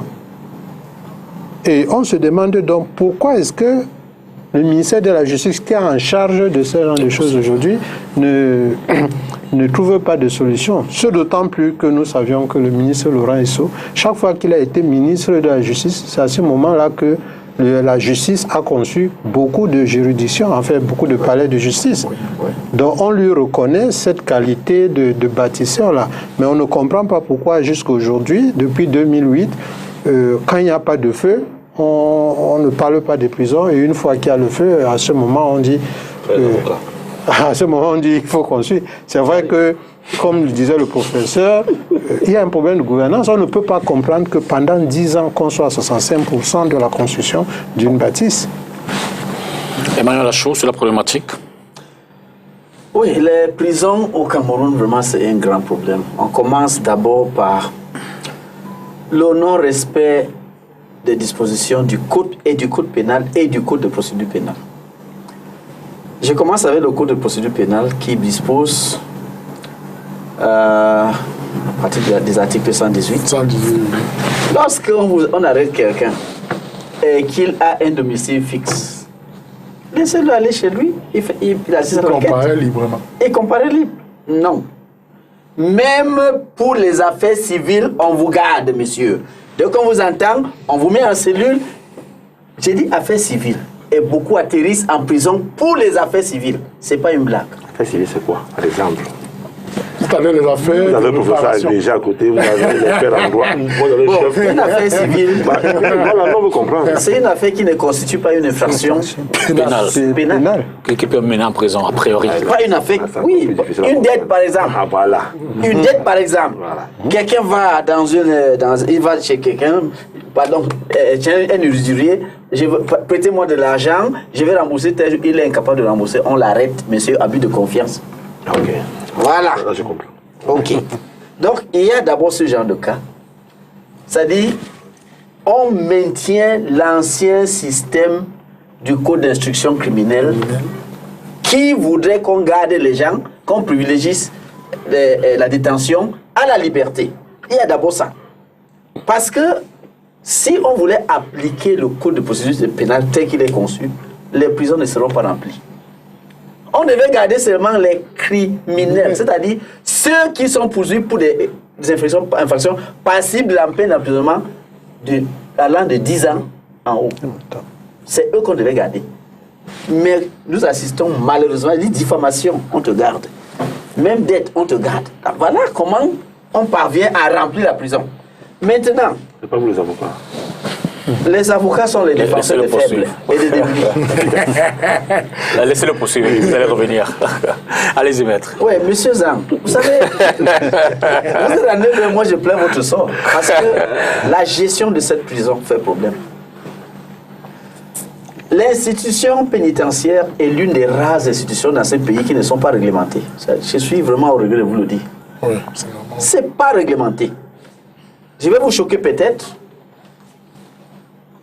Les prisons, c'est des endroits où le gardien de prison a le droit de vie ou de mort sur le prisonnier. Est-ce que vous le savez? Un prisonnier qui veut s'évader, on tire sur lui avec l'arme. Boum, il tombe. On n'en parle pas. Normal. Je demande, hein. J'ai dit que ce n'est pas réglementé. La loi n'a pas donné le droit à un gardien de prison de tirer sur un détenu. Mais ça se passe tous les jours. Vous avez vu les vidéos de cet incendie. On a bien vu un élément de la gendarmerie. Arme en pointe qui disait à quelqu'un que ne tente même pas. Comme tu fais là. Ah, voilà. Est-ce que la punition pour l'évasion, c'est la mort? C'est quoi? Voilà. L'évasion n'est pas punie de la peine de mort. Ce n'est pas puni de la peine de mort. Et encore. C'est un délit. Et encore. Ce n'est même pas un crime. Alors, vous tuez quelqu'un pour un délit. Vous tuez quelqu'un, c'est-à-dire vous faites juge. Vous faites juge et vous êtes exécuteur de la décision de justice. Sans un tribunal. Non, mais ce n'est pas normal. Vous voyez, j'ai dit que c'est une décision qui n'est pas réglementée et c'est désolant. Tout comme le maire de Bonabéry a réagi, j'aimerais que vos gens de ministère de la Justice réagissent aussi pour nous donner les solutions à cette Covid-39 qui sévit à la prison, dans les prisons là. Parce que c'est grave, on tue les prisonniers qui veulent s'évader. Ce n'est pas bon. Maintenant, la gestion même de la prison. On laissait quoi dedans comme ration? Vous avez déjà vu? Je vais arriver à une je sais. Voilà. Vous savez ce qu'on laissait? Oui. Ok. C'est pas bon. Lui, il a touché un autre côté, l'aspect social. Vous prenez un homme sexuellement actif, un père de famille, vous le mettez en prison, vous le sevrez de sa femme. Alors, beaucoup en deviennent des homosexuels. Après, on va mettre les mains sur la tête, on pleure, on dit que oh, la société se gâte. Mais c'est vous-même, c'est votre système carcéral qui promeut ça. Voilà. C'est que vous avez mis en place qui gâte la société. Vous avez des petits-enfants à Neubel. Monsieur Zang, je sais que vous êtes influent. Il faut dire à vos personnes là. Il y a une prison pour enfants prévue à Douala. Vous savez où c'est? Voilà. Abépanda. Abépanda, ce n'est pas utilisé. Ça sert plutôt de case de passage pour les joueurs qui viennent des premières divisions qui viennent jouer au stade. À la centre social de Bépanda, il y a une prison pour mineurs qui est construite, mais qui n'est pas utilisée. Oui. il faut les dire, d'enlever tous les mineurs de Nebel, envoyés dans cette prison. C'est fait pour eux. Pourquoi ce n'est pas utilisé? Vous laissez les enfants d'autrui mourir là-bas, s'infecter, devenir des grands gangsters, parce qu'ils s'y mixent avec des gangsters. Alors qu'il y a une prison qu'on a conçue pour eux et qui n'est pas utilisée. Maintenant, je vais revenir sur la prison même. Est-ce qu'il faut un an pour construire une prison? C'est une volonté. C'est un manque de volonté. Depuis le temps d'Amadou Ali, il y avait incendie, il est venu ici, il a dit, on va construire à PK17. PK17, c'est toujours la ville. J'espère que vous êtes passé par là. C'est toujours la ville. Pourquoi pas aller en périphérie? PK17, c'est la ville. Périphérie, c'est mais allez même à 27. La ville ne va pas arriver. Allez même à 27. Il y a Bonépoupa à côté. Non, Bonépoupa n'est pas une ville, c'est un village. C'est tout à côté, tous les gens qui habitent C'est un là-bas. village, mon frère. Ce n'est pas une ville. On se connaît quand on dit ville. Alors, 17, c'est toujours la ville. Mais en 10 ans, on n'a pas pu construire une prison au PK17. Et vous avez même vu, même lorsqu'on va construire cette prison du PK17 là, est-ce que ça va suffire pour tout Douala? Imaginez un peu là, le camion qui va quitter la prison centrale de PK17 pour distribuer les détenus le matin dans les tribunaux. Il va lui falloir aller à Bonaberi, aller à Ndokouti, aller à Bonanjo, distribuer les... Vous voyez, il va arriver à quelle heure? Il part de PK17 pour faire tout ça. Voilà. Moi, j'aurais proposé que chaque arrondissement ait sa prison. Par exemple. Hein?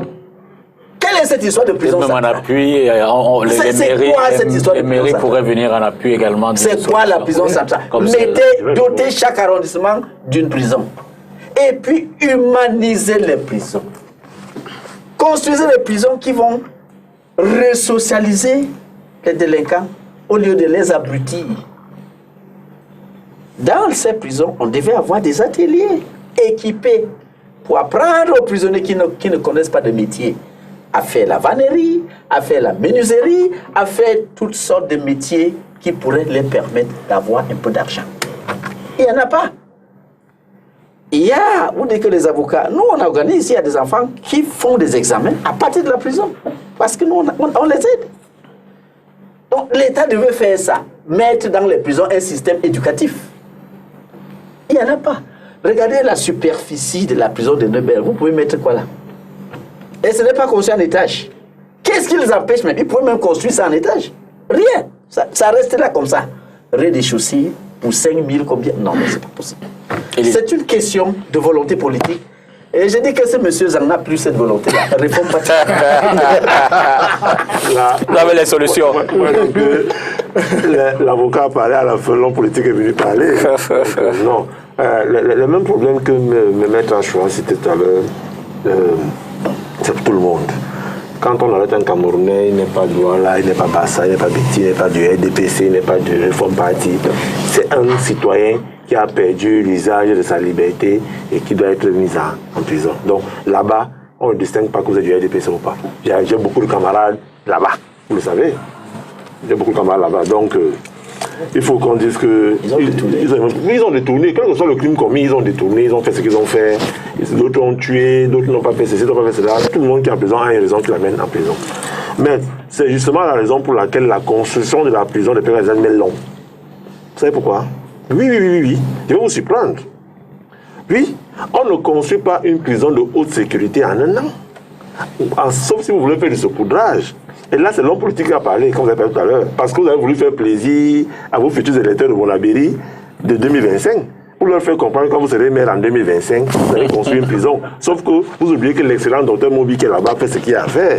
Et dans le cadre de la loi de la décentralisation, le nouveau cours de réalisation qui arrive, justement, il est incombé au niveau des mairies l'usage et la construction, c'est-à-dire la prise en charge des prisons.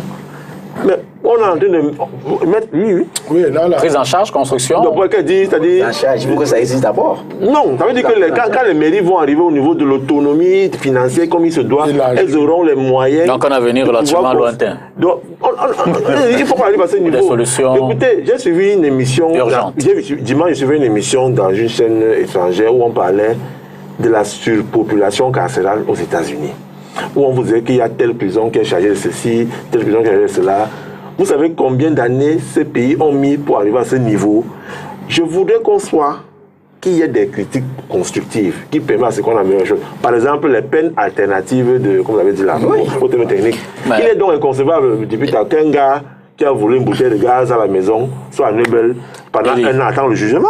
C'est clair qu'il faut gérer ça. Élie, oui. Qu'est-ce qui empêche que Douala ait 2 prisons? Comme la prison de Nobel. Qu'est-ce qui empêche que Douala ait 2 prisons? Qu'est-ce qui empêche? Et je dis, moi, l'idée de mettre tout à l'heure, je l'ai senti assez pertinente, qu'il y ait des prisons d'arrondissement. Peut-être pour des cas, s'il faut envoyer des gens comme on envoie des gens qui commettent des délits. Mais pour des délits, s'il faut mettre des gens en prison, qu'on mette dans les arrondissements, des petites maisons, je ne sais pas trop. Je vous fais donc comprendre que les peines inférieures peut-être à 5 ans. Tout à fait. Le nouveau code général de la législation donne donc ce pouvoir aux mairies de pouvoir construire les prisons. Bien sûr, on est donc en train de... Oui, ils peuvent, oui, bien sûr. À partir du moment où ils vont construire les hôpitaux, Maintenant, on peut comprendre que pour des cas assez... Si la mairie permet, si la mairie réussit à travers un jumelage avec notre... Pour des grands criminels, qu'on puisse faire une prison de haute sécurité, ça peut se comprendre hors de la ville. Et c'est vers là où on va. C'est-à-dire, on est en train d'aller vers le sens où... Bon, les hommes de la prison, une infrastructure sociale dans une commune peut être construite soit par l'État central, soit par la mairie. Donc, comment on va avec le FECOM et tout. Donc, on va arriver à ce niveau. Les mairies auront justement ces cas. À Douala deuxième, par exemple, à côté du commissariat deuxième, vous avez la case de la femme qu'on est en train de construire. Allez au commissariat deuxième, tout juste à côté du commissariat, vous allez voir un bâtiment qui pousse. C'est pour la jeune fille, parce que on est fatigué de voir les jeunes filles être aussi mélangées avec les détenus à la prison. On est en train d'aller vers là. C'est-à-dire donner la chance et le temps à ces mères-là qui sont arrivées, qui sont en train de goûter à ce qui c'est que la décentralisation, avec les experts comme Maître Soma et vous qui allez qu'ils soient en train de travailler dessus. Maître, quand vous demandez à un gars, ce n'est pas la prison qui rend le gars qui est en prison bandit. Il est bandit depuis, étant dehors. Non, écoutez-moi, maître. Mais écoutez-moi, maître, s'il vous plaît. Vous allez dire, moi je vis à Nobel. Je vois ça à Nobel. Je ne suis pas né à Bonanjo ou dans les... C'est pas moi, encore qu'il y a des bandits partout. Un gars qui va en prison parce qu'il est arrivé chez Dipita, par exemple, il a appris que Dipita a l'argent, donne. Il viole sa femme, sa fille, tout le monde. Il zigouille sa femme, il zigouille tout le monde, il tue. Quand on l'arrête, on le met en prison. Vous dites que celui-là, c'est la prison qui l'a rendu bandit, alors qu'il était à bandit dehors. Parce qu'au départ, vous avez toujours fait le rôle des parents. Bon, parce qu'il faut aussi regarder où ça part. Il y a aussi une étude qui dit que 80% des détenus mineurs sont des enfants issus des familles monoparentales. Le père a disparu parce que nous sommes forts, on prend les filles, et après on disparaît quand l'enfant naît. L'enfant n'ayant pas l'autorité parentale masculine devient ce qu'il devient. Donc, ce n'est pas la prison qui rend bandit. La prison peut persuader que vous... La prison peut aussi vous rendre... Il y en a qui sont déjà pasteurs. Je connais des gars qui ont fait 18 ans à la prison de Nubel, qui sont sortis, sont pasteurs aujourd'hui chez nos quartiers. Pasteurs. Donc, il y a que l'individu lui-même. Comme disait Freud, l'individu lui-même sait ce qu'il va être demain, à travers le moi, le ça et le surmoi. Nous avons fait ça en philosophie. Donc, vous pouvez être en prison, vous sortez de là, vous êtes un prêtre, vous êtes bien. D'ailleurs, j'ai des camarades, moi je vous dis, qui ne lisaient jamais la Bible. Ils étaient toujours dans les avions pour aller à Nairobi, monter, descendre. Aujourd'hui, quand vous êtes rentré en prison, le gars a la Bible, il parle de Dieu plus que Jésus lui-même. Donc, il y en a aussi qui redeviennent, c'est-à-dire des êtres calmes. Et je suis d'accord avec vous qu'il faut vraiment, que même dans la formation de ceux qui gèrent l'administration pénitentiaire, moi, on m'a quand même fait comprendre qu'il y a un module qu'on appelle le droit de l'homme, la station, qui est cela. Et les prisons, moi je suis pour qu'on pense que les prisons doivent devenir indépendantes. C'est-à-dire que ce soit plus seulement une affaire de l'État, qu'on privatise même ça. Mais que l'État ait un regard à 80% sur la gestion, mais que ça soit privatisé de telle manière que une structure, bon, concernant pas les mairies. C'est-à-dire, la mairie construit sa prison, dit à Dr Somba que c'est vous qui êtes le directeur de cette prison, gérée là. Et là, ça apporte toutes les idées qu'il peut avoir. Venant avec vous pour informer ceux qui ont la flamme pour être journalistes. Dipita peut être un bon expert comme formateur dans votre prison pour former ces jeunes-là qui veulent faire du journalisme, mettre à chaud. pour qu'ils soient des opposants, par exemple. Les avocats. Les opposants, par exemple. Pour qu'ils soient partis au pouvoir. Pour qu'ils soient du RDPC. Moi, par exemple, mon père, pour qu'il soit le bon chef de l'État, il dit que chacun peut apporter sa contribution. Il faut qu'il y ait une réflexion dessus. Et puis, c'est clair. À la prison de Nebel, on apprend à faire les beignets, on apprend à faire la...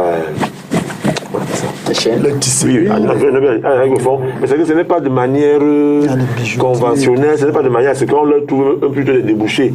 C'est clair que c'est quand un gars va en corvée, qui vous trouve, donc je vends ceci, je vends. Donc, je suis d'accord avec vous qu'il faut qu'on mette des ateliers, même pas seulement en prison. On peut créer une autre, même bois de Saint Jean de la place, Ndobo, vous qui aimez Ndobo.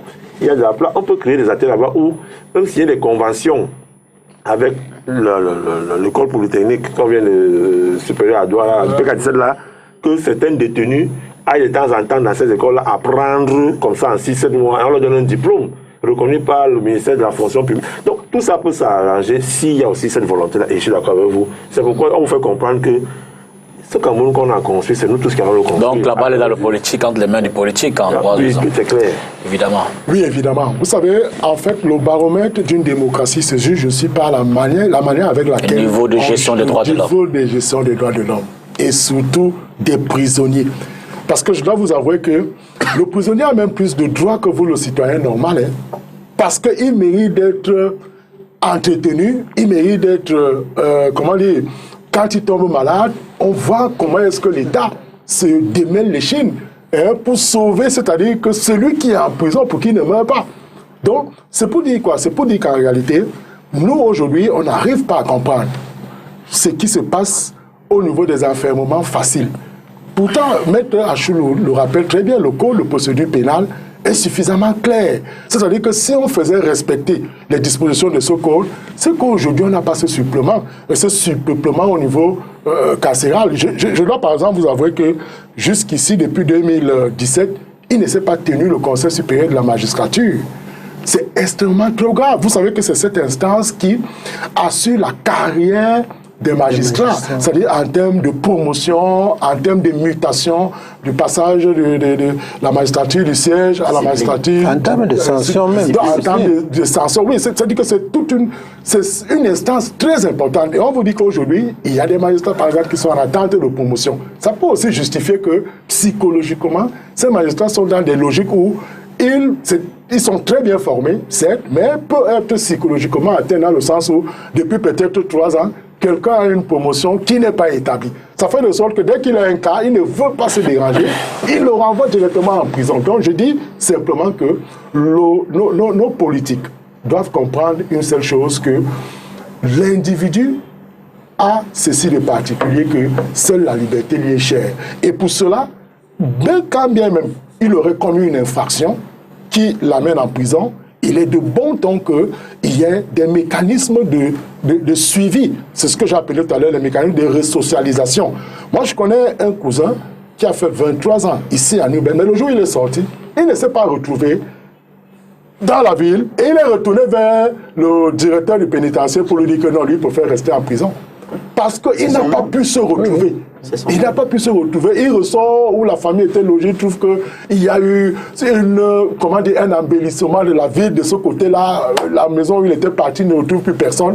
Et perdu comme cela dans la ville, il a dit non, il préfère retourner dans le local où il s'y connaît le mieux. Donc jusqu'à présent, il est en prison, mais en réalité, il est libre de se sortir. C'est donc pour dire quoi? L'importance de la socialisation, de la resocialisation dans les prisons est une question importante. Je vous ai indiqué tout à l'heure que la seule chose qu'on perd fondamentalement, c'est la liberté d'aller et venir. Les autres pourraient justement se mettre en branle. Et ça fait de sorte que si la prison de PK17 avait été construite depuis lors qu'elle est annoncée, on se rend compte qu'on aurait pas totalement peut-être éviter un certain nombre de choses, mais les choses qui se passent, par exemple, telles que les incendies, telles que aujourd'hui avec la Covid, c'est-à-dire que les techniques de transmission, de contagion en prison sont les plus faciles. Quand vous arrivez même d'ailleurs, si vous entrez en prison, M. Dipita, la première chose qui vous frappe, ce sont les conditions carcérales. C'est-à-dire que, Elie n'a pas venu le dire tout à l'heure, quand je lui a posé la question, c'est que ces gars mangent. Quand vous voyez d'abord du lofu dans lequel ait préparé cette nourriture, vous comprenez que ces gars sont prêts à, lorsqu'ils auront l'occasion, ils sont prêts à défenestrer ou casser quoi que ce soit pour pouvoir s'asseoir, pour pouvoir partir de là et recouvrir la liberté. Donc c'est pour dire que vous avez mis le point où ça fait mal, c'est une question de politique publique. Il faudrait aménager nos prisons, il faudrait les éloigner. C'est-à-dire qu'on peut pour les grands criminels. Parce que imaginez-vous, on met dans le même panier celui qui a volé un œuf et celui qui a volé un bœuf. Et à côté de cela, vous avez celui qui a tué. Ça fait de sorte que les techniques de, comment dire, les contaminations même des idées, c'est-à-dire que la contagion même peut se faire au niveau des idées. L'autre va dire, ah, moi j'ai volé un œuf, on m'a mis dedans. Prochainement, je crois que je dois tuer pour rester, pour faire comme mon grand frère. Et, monsieur Dipita, les prisons sont les micro-États. Quand vous y allez et que vous avez un problème, moi je suis allé voir un de mes étudiants qui a eu un problème avec une structure de la place. Je vous assure, mais c'est toute... comment vous dire? C'est toute une administration. C'est-à-dire, j'arrive, vous êtes dépouillé d'avoir la porte, téléphone portable, tout et tout. On vous fouille copieusement, vous entrez, on vous fait asseoir, on vous dit, ok, vous voulez voir tel monsieur, vous donnez le nom. Alors, il y a un premier qui voyage, c'est-à-dire, il voyage d'ici, comme là, il vous dit, il est arrivé parce qu'il parle à celui, je crois, ils ont les noms 18 ou 118. Quartier 118. Il y a un autre maintenant qui relaie l'information à celui qu'on veut voir. Et quand on l'a vu, maintenant, quand les gars reviennent, ils te disent que pour aller voir, moi j'ai marché jusqu'à tel niveau, je ne pouvais plus avancer. L'autre a pris le relais, ainsi de suite. Ça fait le sorte que quand les gars reviennent, ils te taxent une somme. Oui, ils m'ont demandé 12 000. Et voilà comment je leur ai dit, ok, je n'ai pas mon porte-monnaie sur moi, mais tel chef que vous connaissez dehors a le porte-monnaie. Quand le monsieur va sortir, on échange et je vais vous restituer votre sou. Et voilà comment ça s'est passé. C'est-à-dire que quand j'ai causé avec le monsieur, il est retourné, les gars ne m'ont pas loupé, donc ils me tenaient à la loupe. Si le gars là, le pénitencier n'était pas venu rapidement, je suis sûr que je n'aurais pas pu échapper. Donc c'est pour dire quoi? C'est pour dire que pensons la nécessité de resocialiser nos détenus. Parce qu'ils sont toujours importants dans la société. Quand vous sortez de là, et Elisa l'a dit, ça j'en connais plus, qui sont même plus que pasteurs, c'est-à-dire qu'il y a certains qui sont devenus des enseignants. C'est-à-dire que peut-être pas de l'université, mais je connais un qui est enseignant aujourd'hui dans un lycée. C'est-à-dire que comme cadre contractuel, enfin comme contractuel, vacataire autant pour moi. Non, c'est pour dire que l'aménagement de nos prisons ne sert pas seulement à celui qui est en prison. C'est-à-dire qu'en fait, c'est un service, c'est une nécessité d'assurer la paix sociale, même de tout le monde, pas forcément... Mais en l'état, y a-t-il péril dans la demeure, Emmanuel Eboa? Oui et non. Oui et non, parce que comme le disait M. Zan tout à l'heure, tel que la prison centrale de New Bell se présente en ce moment, avec un effectif pléthorique, il y a un risque d'explosion. Et il n'y a pas que la prison de New Bell, parce que même la prison de Koundengui, qui avant était excentrée, est déjà en pleine ville. Donc il y a nécessité forcément, à défaut de construire des prisons immédiatement parce qu'il y a des problèmes financiers, il faut peut-être essayer de voir comment vider un peu, c'est-à-dire que déplacer les prisonniers dans d'autres prisons s'ils sont vides, si c'est possible. Parce que le risque d'explosion court. Désengorgement. Oui, il faut désengorger. Il y a même un risque sécuritaire au niveau de la ville. Il y a un risque hygiénique. Parce que le professeur a dit qu'il est parti, mais il ne vous a pas dit ce qui vous frappe quand vous entrez en prison. C'est l'odeur même qui vous frappe à l'entrée de la prison. Hein?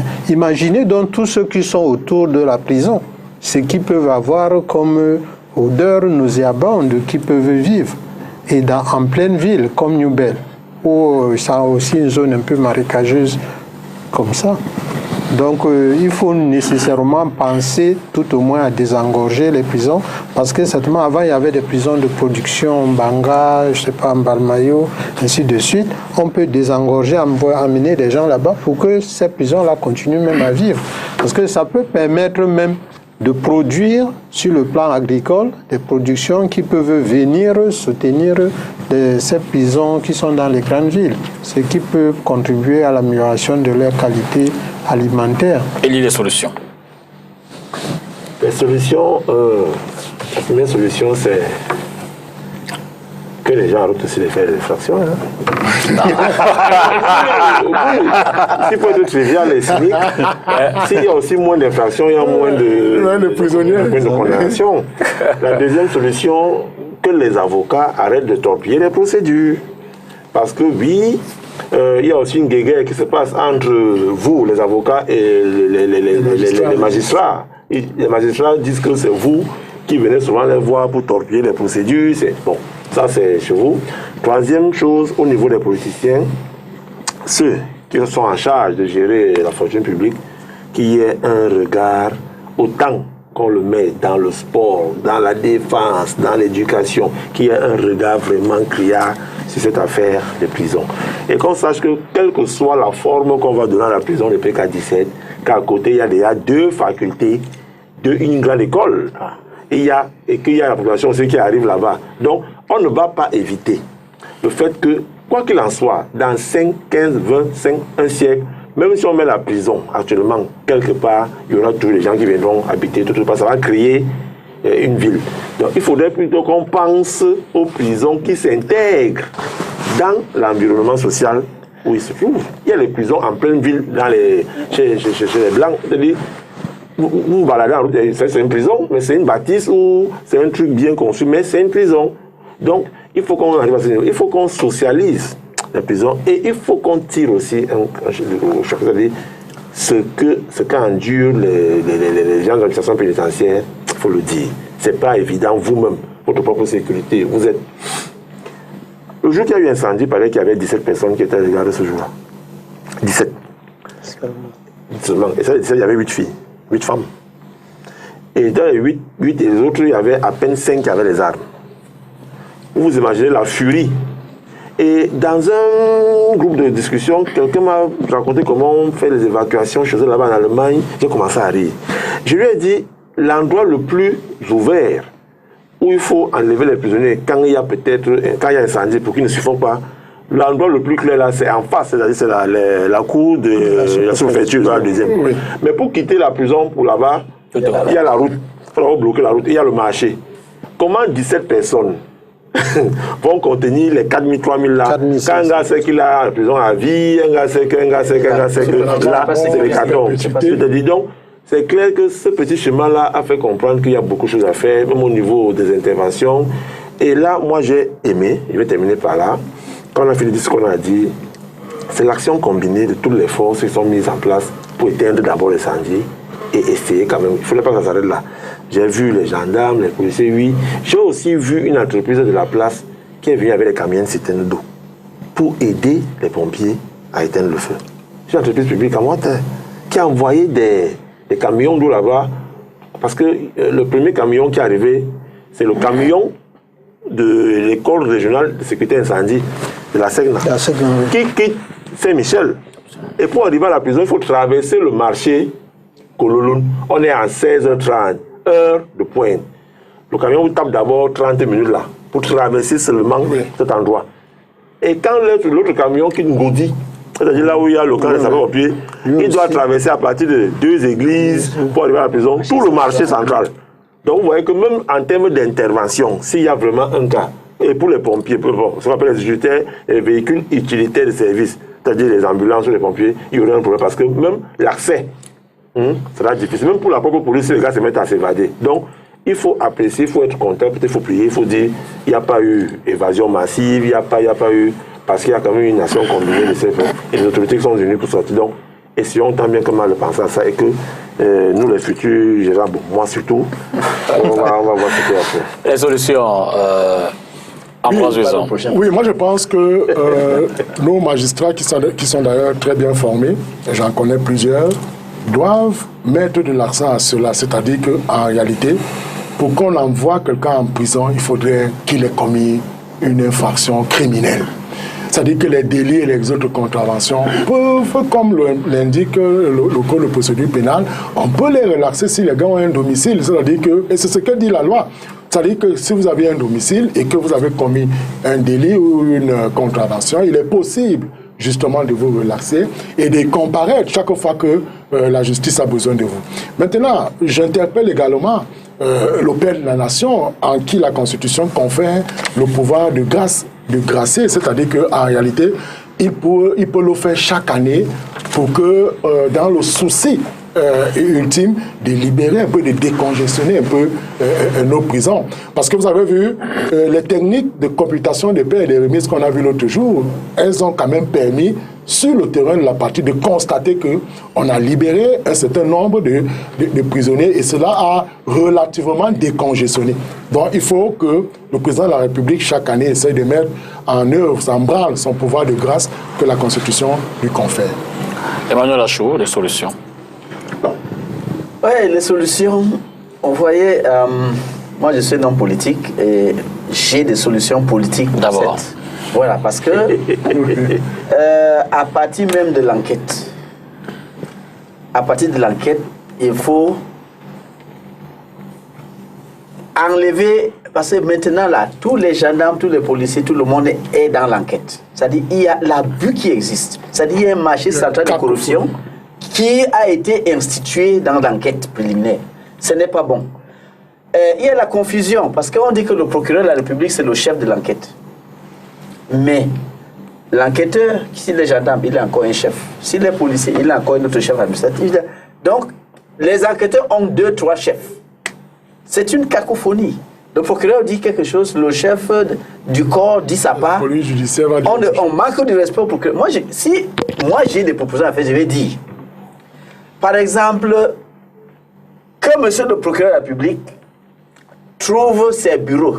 Il est procureur près les tribunaux, il n'est pas procureur au tribunal. Qu'il trouve ses bureaux quelque part en ville.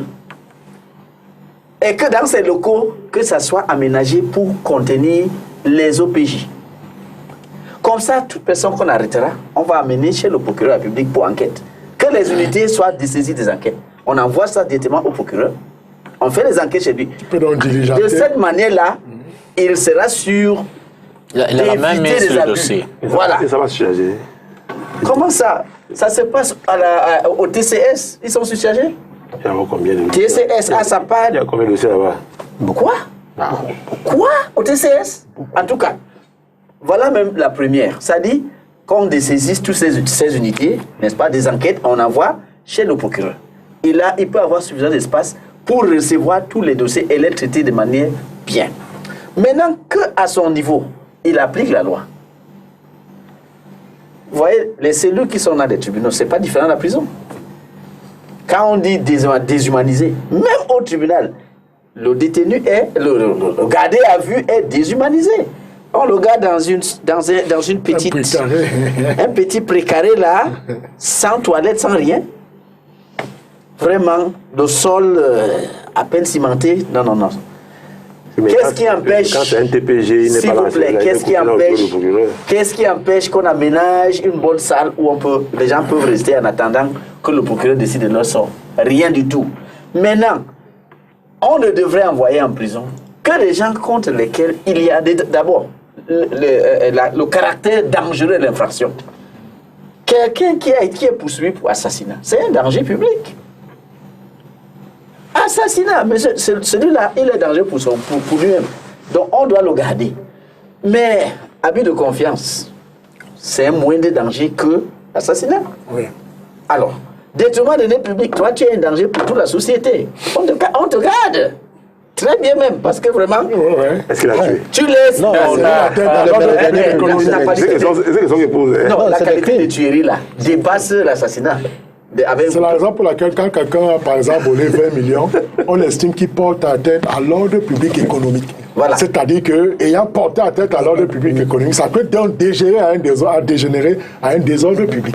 C'est-à-dire que le seul fait que vous avez vu quelqu'un détourner 20 millions, or vous souffrez, ça peut donc vous susciter en vous l'envie justement de se mettre dans la même logique que lui. C'est pourquoi je te coupe à Maître Lachaud, j'avais été estomaqué de voir comment un responsable de ce pays remet à Cléda près du milliard en espèces. C'est bon.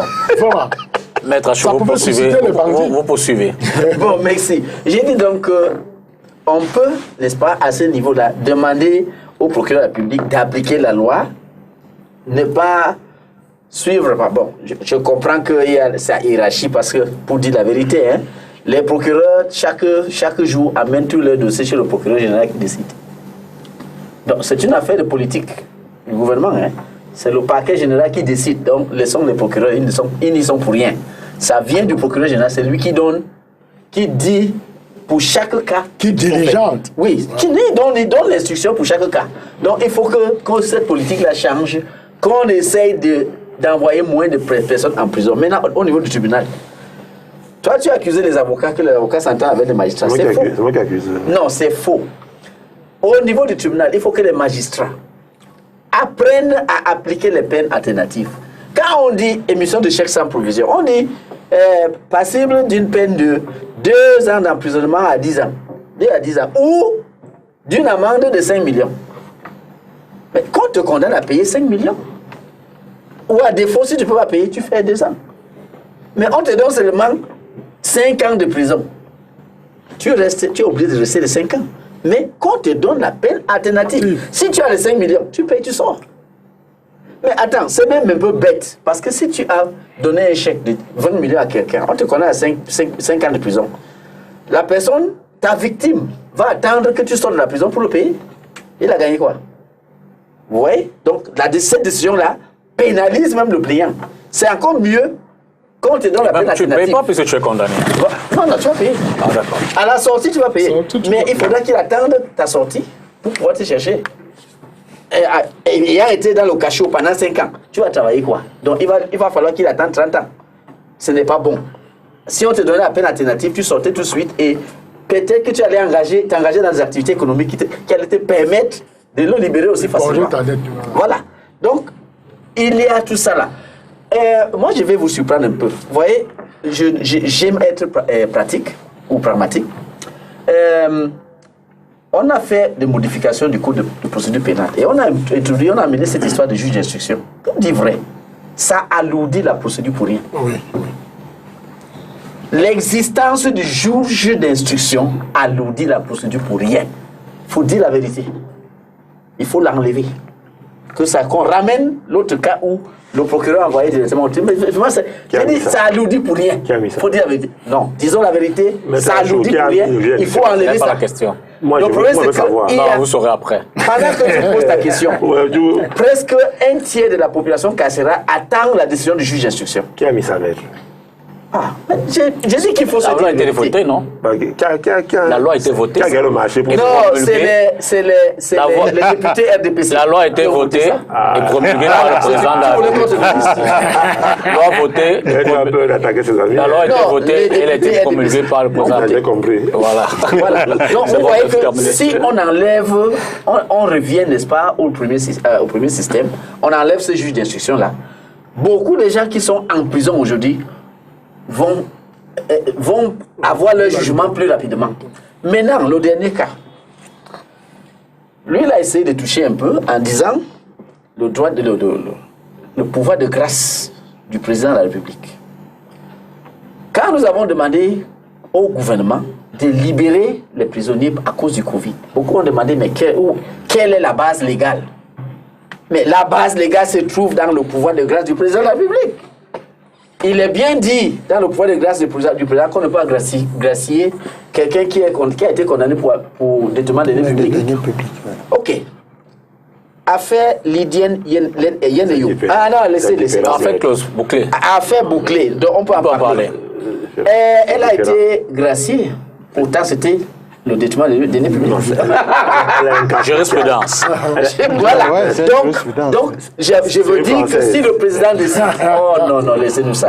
Si le président décide, il suffit seulement qu'il décrète, libérez-moi tous ces gens qui attendent d'être jugé et on va La politique et la gestion des vérités variables. Dernière prise de parole, on n'a pas encore eu vos solutions. Et peut-être vous allez avoir un appel pour ce qui se passe dans votre canton là-bas, votre chefferie, Oui. éventuellement aux autorités. Je vais vous donner la solution. Non, les autorités savent ce qu'ils ont à faire. Qu'est-ce qu'ils ont à Parce faire, que- les autorités? Mais ils n'ont qu'à rétablir la vérité et le droit. D'accord. Hein? Tout d'abord, en poursuivant l'autoproclamé chef sur la base des documents, des fois en C'est vous écriture. qui l'avez lancé. Mais maître, moi je disais tantôt ici tout à l'heure que nous-mêmes on a saisi les autorités, mais 3 ans après on n'a pas eu de solution. 3 ans après on n'a pas de solution. Donc pour revenir aux solutions tout à l'heure, nous croyons que nous sommes dans un état et que les solutions qui doivent s'appliquer sont souvent des solutions politiques. Tant qu'il n'y a pas de volonté politique viable, on peut avoir tous les bons textes. C'est le politique qui est en charge d'implémenter la vision du chef de l'État. Donc si le politique pense qu'il faut humaniser les prisons, pense qu'il faut trouver une solution idoine aux problèmes pénitentiaires, on va le trouver. Mais ce n'est pas seulement la mise sur place des textes. Parce que Maître Achou est là, le professeur là, le Cameroun regorge tellement de bons textes que c'est leur application qui fait problème. Merci infiniment Emmanuel Eboa, Elisan, maître Emmanuel Aborchou, professeur docteur Ambroise Uzon-Essomba. Merci d'avoir contribué à la réflexion de ce soir qui évidemment a porté sur 2 thèmes. La reprise des cours, quel défi au temps du Covid-19 et puis maison d'arrêt en zone d'habitation. Enjeux et défis, mardi prochain, une autre édition de Cartes sur table. Merci à vous à la maison. Bonsoir. Bonne journée à vous.